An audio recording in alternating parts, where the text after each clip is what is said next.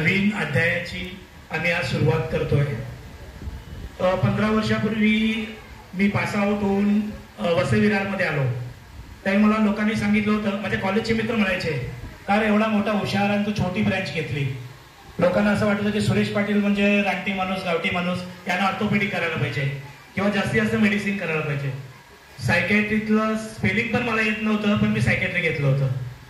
पण त्याही मनामध्ये ठरवलं होतं की हा वेड्यांचा डॉक्टर पासून शहाण्यांचा डॉक्टरांचा प्रवास मला करायचा आहे. एक शहाण्यांच्या डॉक्टरांच्या बरोबर प्रवास करण्यासाठी मला एक कळालं की त्याच्याबरोबर अतिशहाण्या लोकांचा डॉक्टर आपल्याला बनायचा आहे. हा प्रवास तसा सोपा नव्हता, कारण आज कोण वेड्याला का वेडा म्हणू नये याच्यावरती भांडणारे वेडसर लोक आजही आम्हाला भेटतात. पण त्या वेळेला जेव्हा आपण उपचार करून समाजामध्ये आणतो आणि जो बदल होतो त्याच्यानंतर तशी ती व्याख्या कमी होते. सांगायची झाली तर ही सुरुवात करण्यामध्ये सगळ्यात मोठा मला आधार दिली एक व्यक्ती आहे, डॉक्टर कौशिक डे आणि डॉक्टर क्षीरसागर. मी माझा पैसे म्हणजे क्लिनिक घेण्यासाठी विकत घेण्यासाठी पैसे नव्हते, तर डे सरांनी त्यांचं क्लिनिक 1 वर्ष मला विथ लाईट बिल सहित 1 वर्ष भाड्यानं दिलं होतं, म्हणणं असं मत नाही, पण वापरायला दिलं होतं. तर एवढं मोठं हृदय असलेला माझा जो मानाचा एक आपण ज्याला मार्गदर्शक गुरु म्हणतो असे डे सर आणि क्षीरसागर सर आहेत. दुसरं माझ्या मदतीला आलेलं व्यक्तिमत्व आहे म्हणजे डॉक्टर सावे आणि डॉक्टर तांडेले. सायकॅट्रीचा पेशंट ऍडमिट करायचं आम्हाला माहिती नव्हतं. आमचे पेशंट अलायन्स, संजीवनी, कार्डिनलमध्ये ऍडमिट व्हायचे. आम्हाला पैशाची अपेक्षा नव्हती, पण आमच्या पेशंटची जी वाट लागायची. त्याच्यानंतर अशाच एका आव्हानातून मी ठरवलं, अरे मग सगळ्या पेशंटचे जर हॉस्पिटल असतात तर सायकॅट्रीच्या मानसिक रुग्णाचं हॉस्पिटल काय नसावं. मी सरांना कल्पना मांडली. सावे सरांनी सांगितले, तू करू शकतो, तू कर. आम्ही कीर्तीला विचारलं आणि त्याच्यातून आम्ही विभास आणि विशाखाचा प्रवास केला. सुरुवातीच्या काळात पैसे मिळवण्यासाठी मी भरपूर भागदौड केली.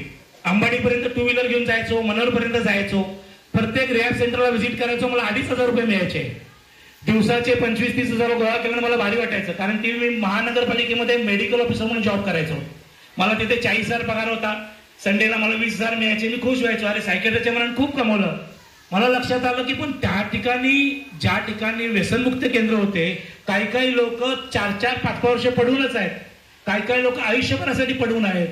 तिथे उपचाराच्या नावाखाली बरीच वेदना आहे. मग मला एक माणूस भेटला अशाच एका व्यसनाच्या प्रवासामध्ये, संतोष प्रभू. संतोष प्रभू माणूस दिसायला जरी असा रागट आणि रानटी दिसला तरी मनासारखा, मनाने एकदम गुलाबाच्या फुलासारखा मोह आहे. तुम्ही त्याच्या जवळ गेल्याशिवाय त्याचा असली खासियत, असली सुगंध कळत नाही. मी गेली 15 वर्ष त्यांच्याबरोबर काम केलं. महिन्यातून 4 वेळा व्हिजिट करणं, कधी 2 वेळा व्हिजिट करणं. सर बिझी झाला तर फक्त बघून जा. आमचं व्यसनमुक्ती केंद्र हे नवीन नाहीये. मी म्हणेन की आता ते वटवृक्ष झालंय, पण पूर्वीचं जे रोपटं जर कोणी बघितलं असतं, तुम्हाला विश्वास नसता की रोपट्याचं वटवृक्ष होईल. तर त्याची पण कथा आहे. आता आमच्या व्यसनमुक्ती केंद्राचं नाव यशवंत वेलनेस सेंटर का आहे, हा बऱ्याच जणांनी मला प्रश्न विचारला. अरे नानांचा आशीर्वाद का? म्हटलो आयुष्यभरासाठी आहे. ग्रॅटिट्यूड जर शिकावं तर संतोष प्रभूकडनं शिकावं, कारण नानांनी एका क्षणाला, एका याच्यावरती त्यांच्या आयुष्यामध्ये प्रत्येक क्षणाला त्यांच्या पाठीशी उभं राहिलेला आहे. अशा संतोष प्रभूने ग्रॅटिट्यूड केलं आणि तसाच नानांचा आमच्या पूर्ण डॉक्टर लॉबीवरती, वसई विरारवरती आशीर्वाद आहे.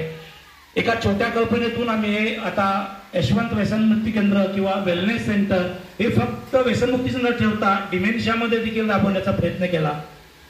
नानांनी मला तिथे सांगितलं की मी सत्यनारायण हे करणार, तुम्ही सेवा करावी.